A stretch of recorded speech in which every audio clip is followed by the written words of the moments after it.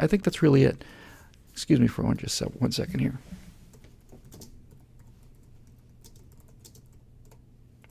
I just have to point out that whenever you have a troll, whenever you have somebody come into a room in a comment section or something like that, what you really got, let me just deal with this for a second.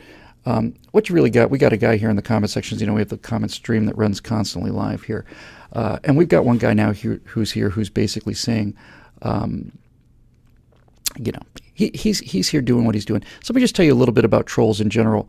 First of all, please don't respond to him in the comment section. Secondly, just do not respond to them at all. Let me tell you what it is about trolls. Let me tell you what it is about people that spend a lot of time in philosophical camps that they don't agree with. Trolls are really genuinely the most emotionally disturbed people out there. They're the living definition of what we talked about just a moment ago. A troll is a person who goes into a room. If I were to go into a room full of liberals, let's say, in a chat section or on a liberal forum, again, please just do not respond to them anymore. If I were to do that and do nothing but put this information out here, here's what I am. I'm an emotionally disturbed child who is so screwed up in the head. I'm so absolutely unthere. I have so little self-esteem and so little self-respect that all I can do is go into some place, and it's like I've said before, it's like a 6-year-old kid coming down to a cocktail party and peeing on the floor in the living room saying, look at me, I'm here, look at me, I'm here. Because people like this don't exist in their own minds. They're an empty space surrounded by other people, and the only sense that people like Michael Moore is a perfect example, and the same guy we've got in this little chat section here too. It's a perfect example of what they are. Michael Moore is a guy who's been ignored his entire life, and the only time he feels alive is when he goes around poking people with sticks so that they respond and say, oh, would you please bug off? Would you leave me alone, you miserable lowlife? And honestly, they are simply so diseased. They're so emotionally diseased and so emotionally unbalanced and so emotionally desperate is the word, desperate. They're so desperate for attention that this is all they can do.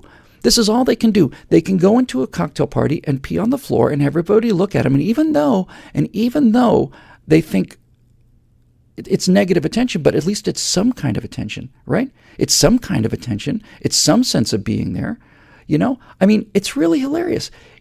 Here he is talking about Fox News. I'm laying out a serious analysis of the last couple of generations, and all this idiot can say is Fox News. I'm not on Fox News, dude. I'm not on Fox News. I'm talking about serious stuff. You should listen to Fox News. Is that all you got? Seriously? Honestly? That's it? When you talk to people like this, when you really engage the left, you really talk to them, you find out that they're the ones who simply have Fox News and racism. And when they run out of Fox News and racism, they ain't got nothing. Nothing. So I think if I were you, folks, I would just understand that you're dealing with a person who's got a real small sense of personhood and needs some kind of attention, even if it's bad attention. But dude, I'm not going to mention your name because it's not worth mentioning. You're not impressing anybody. You're not bright. You're not smart. You're not deep, and you're not right. You're just kind of a joke. And there's any one of the people watching the show could take you to pieces in terms of your argument, but we really just, I don't know what to say about it, honestly. I've always wondered about it. I always wondered about what it is about those kind of people, how really tiny and sad they must be. Because the other thing I notice about this is that they never, narcissist, exactly right, Kathy, is that the other thing I notice about them is they never have an argument. They never come and say, well, this assumption that you made is not based on fact, because the fact of the matter is blah, blah, blah, and then here's some evidence, and here's some logic, and here's some reason, and here's some mystery. They never do that. They come in with, they say, he didn't just hijack 5 minutes of my airtime. He actually led me to a subject I'm really actually happy to talk about, and that is this. They do not have an argument. They do not have anything like an argument. They don't have logic. They don't have history. They don't have facts. They don't have anything. All they've got is this sense of, you're a racist or you listen to Fox News. And that's all they've got. And after that is played out and done, they got nothing. And that's why they have to do this kind of thing, because they don't have an argument. They don't have any, they don't have anything to win. They are so freaking sad. And by the way, let me just say one more thing here. They are so scared right now. They're so scared. I'm not feeding the troll. I'm going to stuff the troll so full of information his head's going to explode.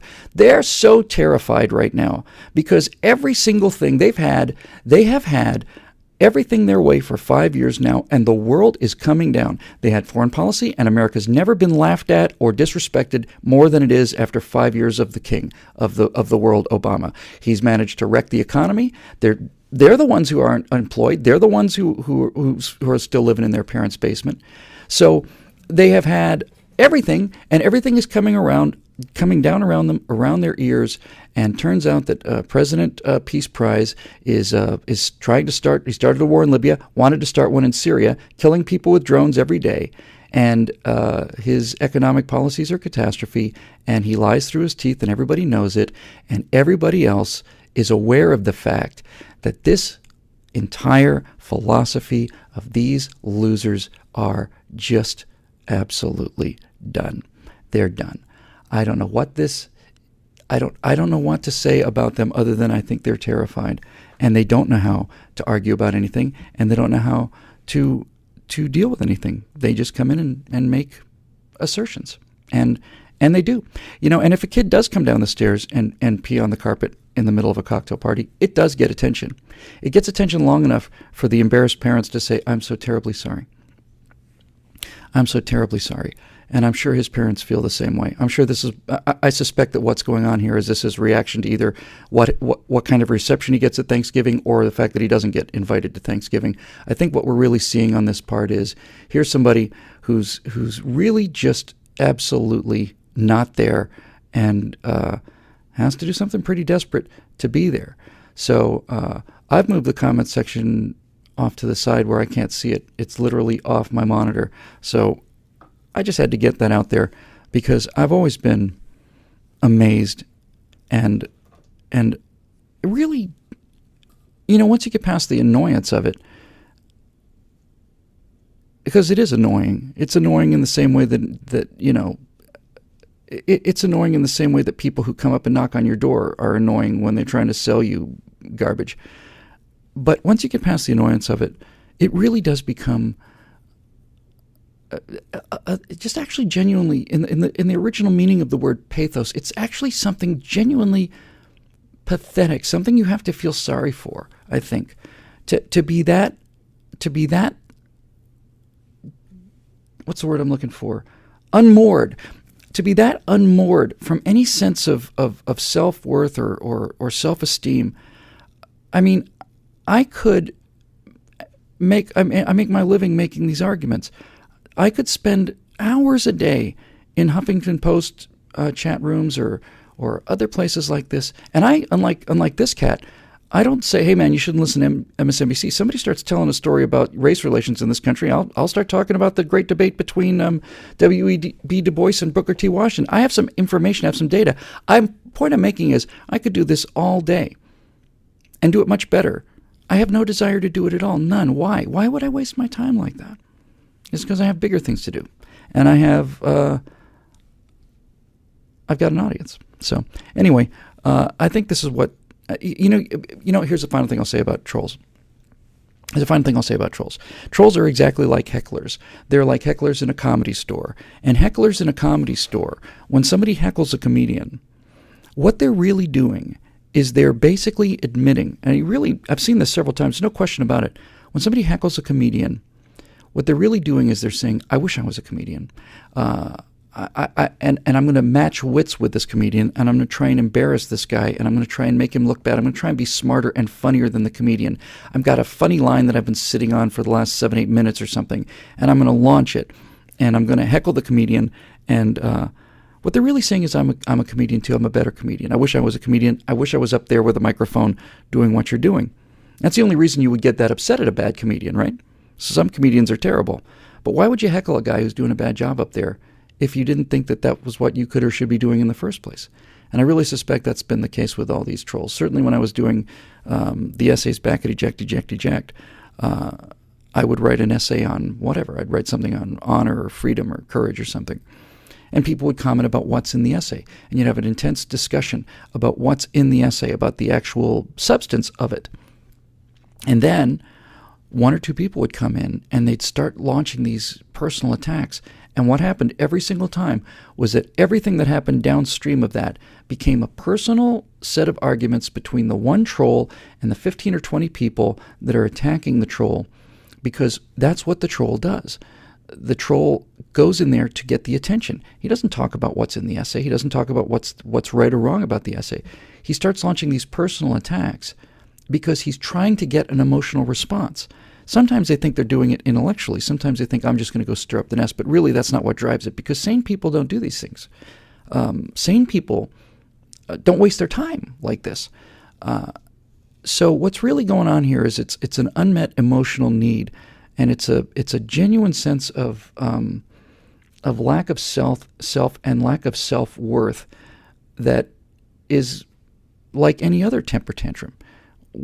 If you can't get positive attention, then people with a sucking black hole of need inside them will take negative attention. And how many people do you know who are like this? How many people do you know who are like this, who unable to obtain positive attention will take negative attention? Isn't that every single temper tantrum that every single little kid has ever had, no matter how old they are? They want something, they don't get it, stamp their feet and cry and make a lot of noise. Now, at least people are paying attention to them. And I don't know. It's really just... I'm sure he had a great Thanksgiving. I'm sure he's deeply loved by every member of his family. That's why he's such a jackass. Moving on.